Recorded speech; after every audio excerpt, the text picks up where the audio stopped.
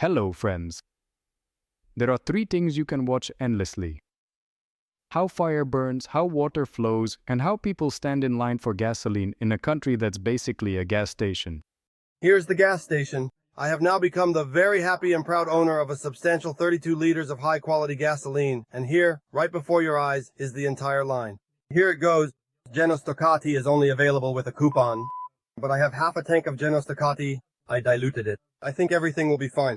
As people write in the comments, if Putin were president of a desert, he would leave it without sand.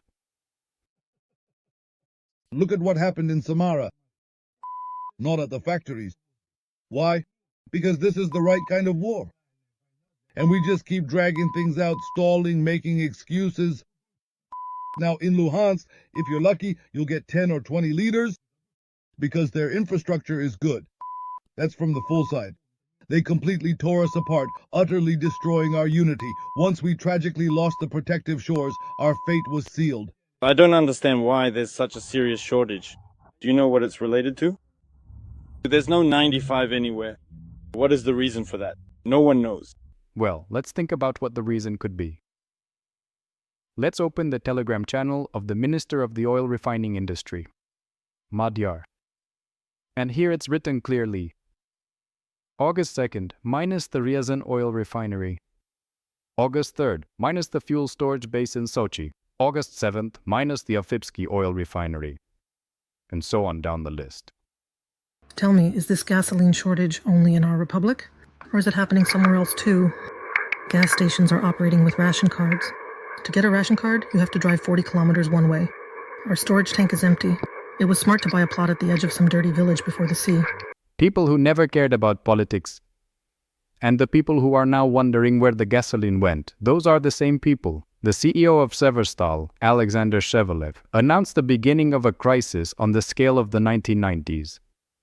A financial deficit in the long run can turn an industrial enterprise into a pile of rusty metal. Let's hope the next one doesn't end up falling out the window. In Irkutsk, someone hung a cardboard copy of the governor on a pole. The Irkutsk People's Republic is slowly waking up. In Moscow, they're replacing the curbstone around a condemned building that's scheduled for demolition.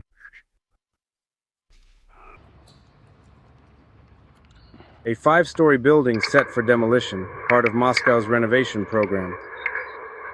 Now we'll have a curbstone and a concrete apron. That's very, very good. No, it's just wonderful. Tula region.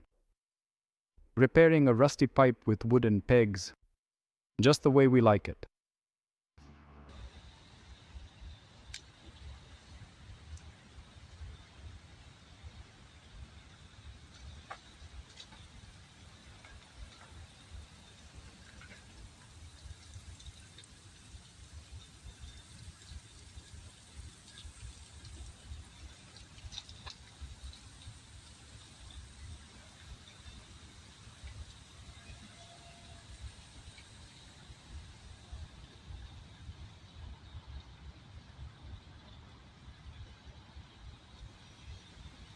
Late Putinism repairs. In Danirl, for parents whose son received an award in Ukraine. A generous pile of sawdust was dumped in front of their house. Here's our dedicated administration team. They brought some firewood to their parents. Whose son is fighting? Yes, the one who received an award and 2 concussions. This is what they call a freebie. So my wife and I are picking out the firewood. We've been struggling all day. Her back hurts, and I've had 2 heart attacks. Here's the firewood. This is just trash. What kind of firewood is this? What a heroic deed. This is the kind of firewood they brought. Is this help from our administration or from our government? All of this is for Grandpa. We weren't home. I would have sent it back. Let the administration dump it for themselves. What is this? We sort through it as if we were trotting, and we put our hands in it. This is our Russian state. Where have you ever seen something like this? Where have you ever seen something like this? This was seen after the Second World War, after Afghanistan, after Chechnya.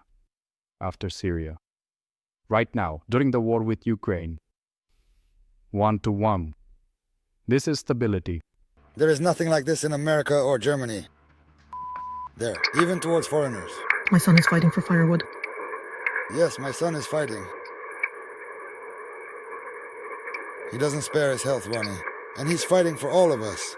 And yet they slipped us this filth. Your son is fighting for you, right? And you, old man, are in Danirl, 4,500 kilometers from Ukraine, past Kazakhstan, over there. Has someone attacked us? Maybe greed has attacked us.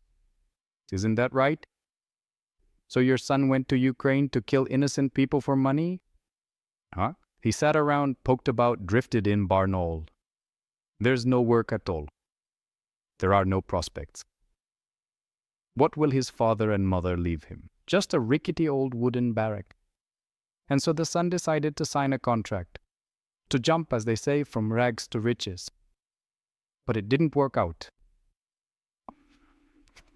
Here, I'm recording a video for you from the city of Kansk. In Krasnoyarsk Krai, the main street. The shopping street, the city center. This is what it looks like. The rains ended a long time ago. But on TV, they say we're living wonderfully. They're absolutely right. Let's check it out.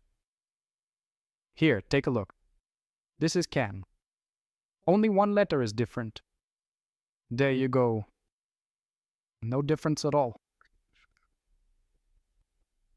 Maybe just the water is a bit greener. Our small towns. People live no worse than in Europe. Here it is, the shopping street. This is what it all looks like. Here. You can't walk or drive down the road. That's how it is. And then in a month, all of this will freeze over. And you get a free skating rink. Why build a rink when the whole street turns into one? That's how we live in Kansk. Can you imagine how the French would react? In Cannes, in winter, they don't have a skating rink. In occupied Donetsk, water-based counterfeiters have appeared.